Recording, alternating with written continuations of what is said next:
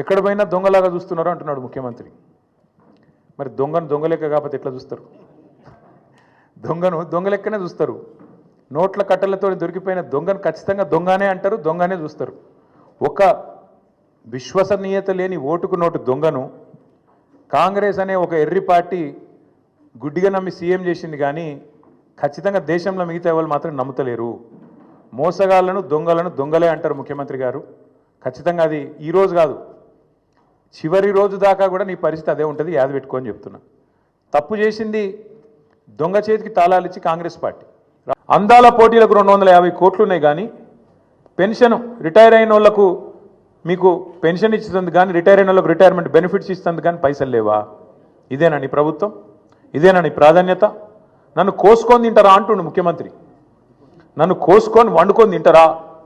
ఇదొక ముఖ్యమంత్రి ప్రభుత్వ ఉద్యోగులను ఉద్దేశించి మాట్లాడిన మాట. అయ్యా ముఖ్యమంత్రి గారు, నిన్ను కోసుక తినేంత పిచ్చోడెవడు లేడు. నువ్వే నీ తలమాసిన విధానాలతో రాష్ట్రాన్ని కాల్చుక తింటున్నావు. రాష్ట్రాన్ని సంవత్సరంన్నర రాచి రంపాన పెడుతున్నావు నువ్వు. ఇది వాస్తవం.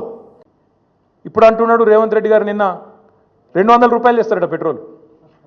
విన్నారో లేదో మరి మీరు? 200 చేస్తారట ఇప్పుడు. అందుకే నేను అంటున్నా, ధరలు పెంచుడు కాదు, బుర్ర పెంచుకో, సంపద పెంచి ఆలోచన చెయ్యి. అంతేగాని ఇంక విచిత్రమైన మాట నేను ఎకానమీ క్లాస్లో పోతున్నా, నేను చాలా పద్ధతిగా ఉంటున్నా, 18 గంటలు పని చేస్తున్నా, నన్ను కోసుక తింటరా అయింది. కోసుక తింటేందుకు ఏమైనా కోతాబరి మామిడికాయ అయింది? నాకు అర్థం కాదు.